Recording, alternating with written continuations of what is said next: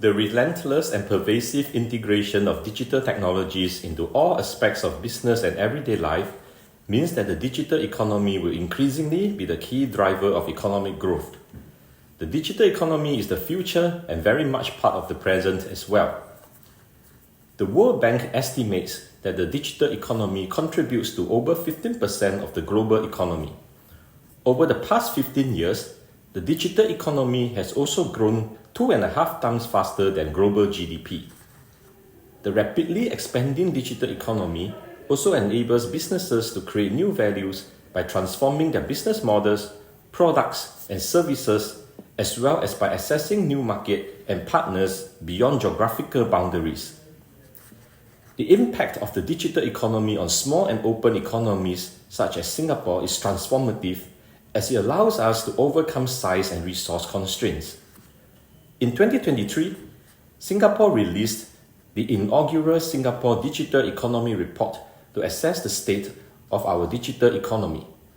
The report revealed that our digital economy contributes to 17.3% of our total GDP, or $18 billion, and it is growing much faster than the overall economy.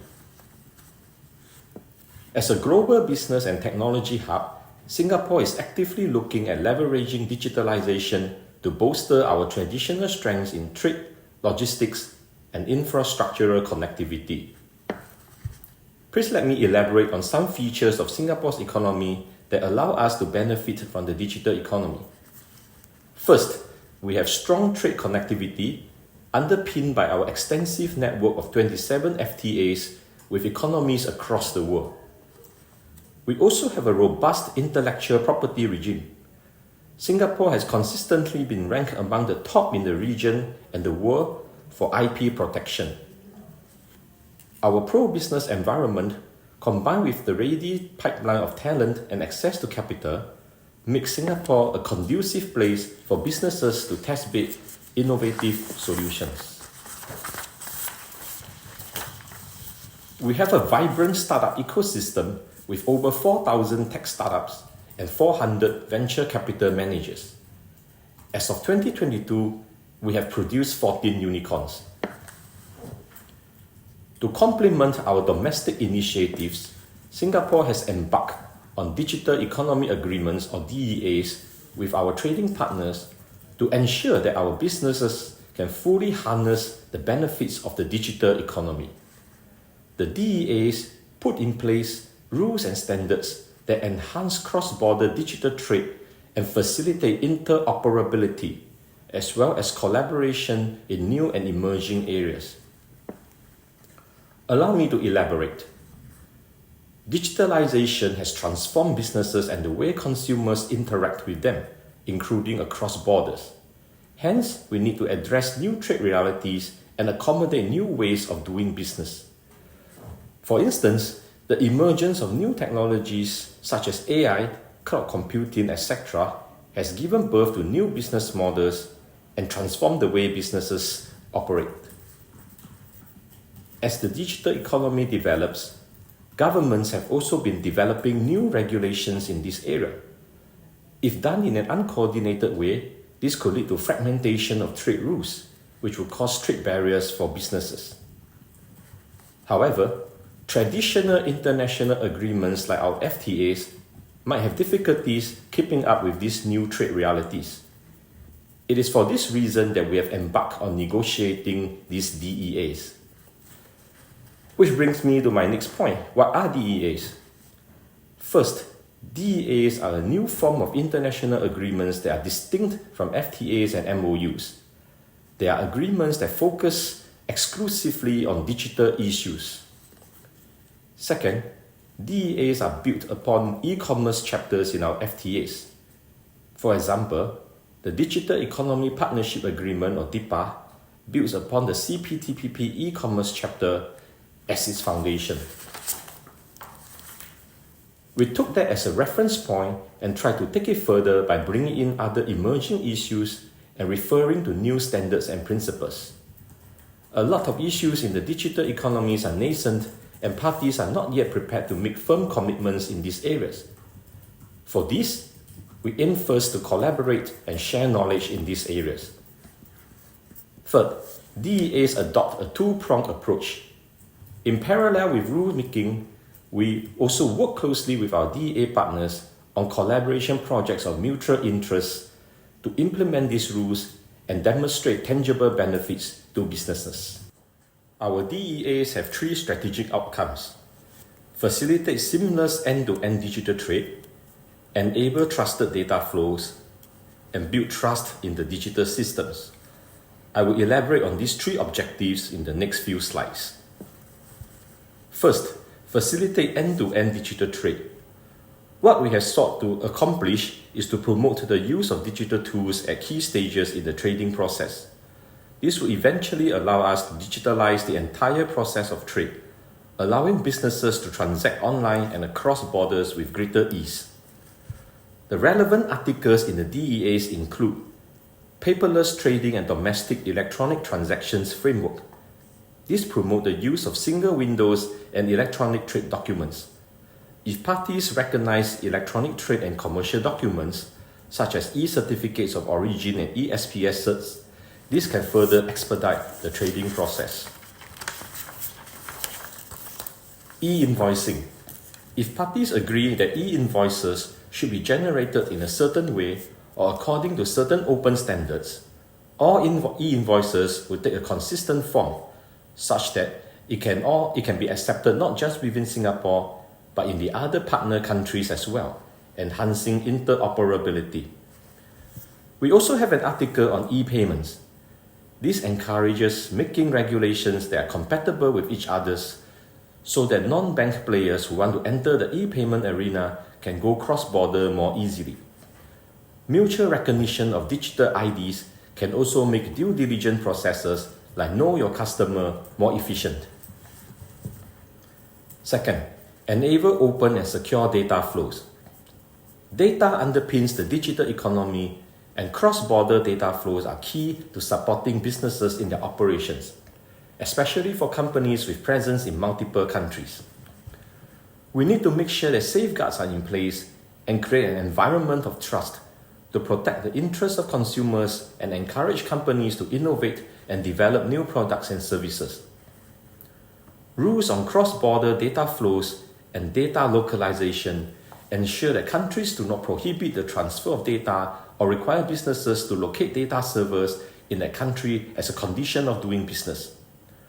We want to promote new business models which can be run from anywhere in the world through the cloud. We recognize that personal data should be protected while engaging in cross-border digital trade. Our DEAs encourage partners to develop mechanisms such as national trust marks that can be recognized within each other's jurisdictions.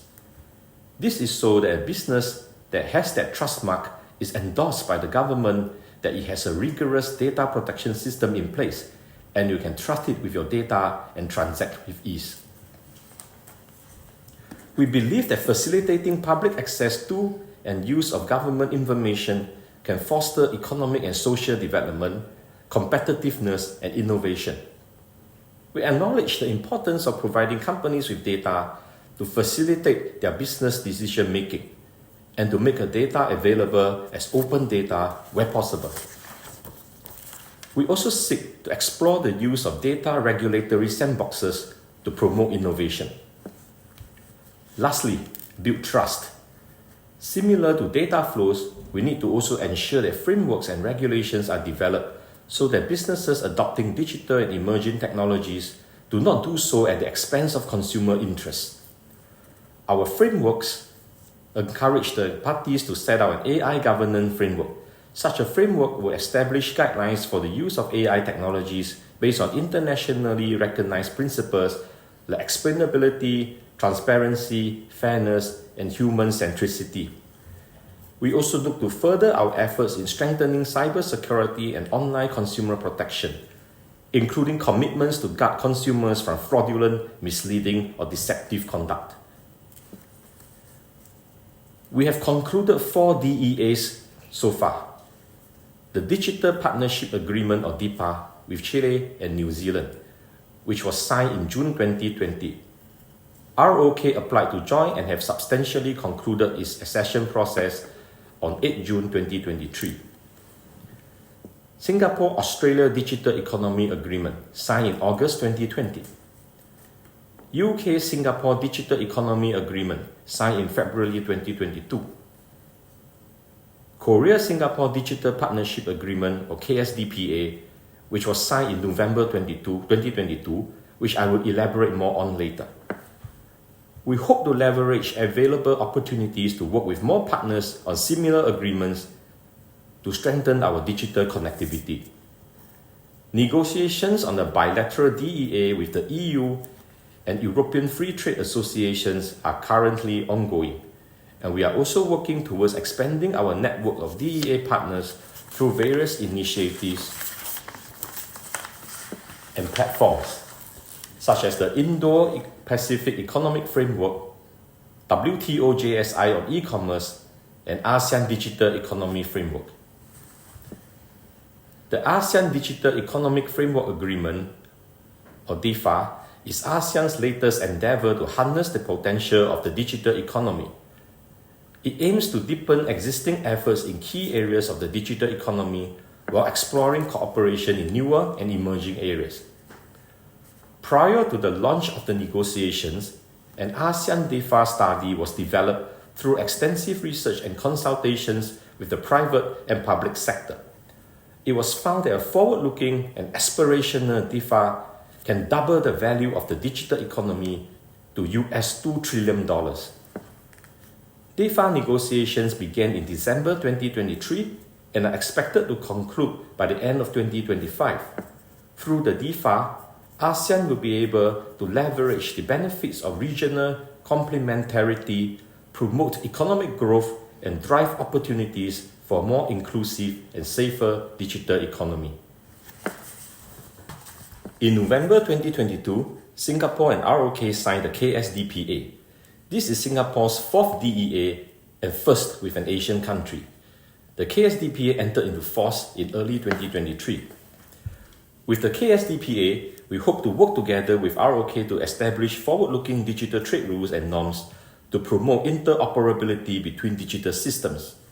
This will enable more seamless cross-border data flows and build a trusted and secure digital environment for our businesses and consumers. To implement the KSDPA, Singapore and Korean agencies signed 3 accompanying MOUs. 1. An MOU on cooperation on artificial intelligence. Under this MOU, AI Singapore and Korea's Institute for Information and Communication Technology Planning and Evaluation have worked together to launch a joint grant call to fund research in AI-based net zero energy building management optimization system. 2.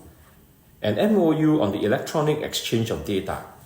Singapore allows Singapore importers to submit electronic versions of the Certificate of Origin and Certificate of Non-Manipulation. We also have a system to verify the authenticity of these certificates. Third, an MOU on implementing the Korea-Singapore Digital Economy Dialogue. Through the dialogue, we hope to provide a platform for public and private sector representatives from both sides to discuss issues and explore cooperation in the digital economy. The inaugural dialogue, co-chaired by Deputy Secretary of Trade Ms. Jane Lim and then ROK Deputy Minister for Trade Dejin Jong, was held in Seoul in May 2023.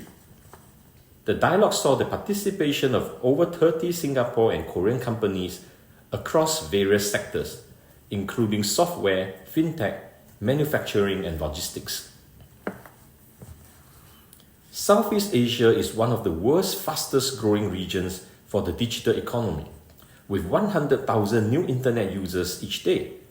In 2023, Southeast Asia's digital economy hit nearly $220 billion, an increase of 11% from 2022.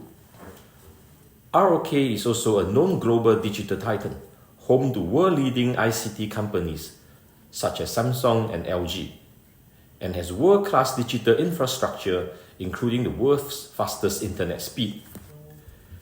As the digital economy is an emerging area of collaboration, Many of the issues and problems faced by our businesses are new and complex. This requires like-minded and trusted partners to work together to think of new and innovative solutions. With ASEAN and ROK having a shared interest in harnessing technology, enhancing innovation, and promoting economic growth and development, there is scope for ASEAN and ROK to deepen digital economy collaboration. Singapore and Korean companies can tap on the existing DEAs, such as the KSDPA and DIPA, to expand business operations by accessing each other's market as well as the wider Southeast Asian market. Institutes of higher learnings and companies can also work together to take risks and innovate. We should leverage Southeast Asia's growing digital economy to pilot new initiatives and test-bed new ideas. As we celebrate the 35th anniversary of ASEAN-ROK relations, I encourage all parties to adopt an open mind and source for potential collaboration opportunities in the digital economy and beyond. Thank you. Please feel free to scan the QR code to find out more about Singapore's digital economy agreements.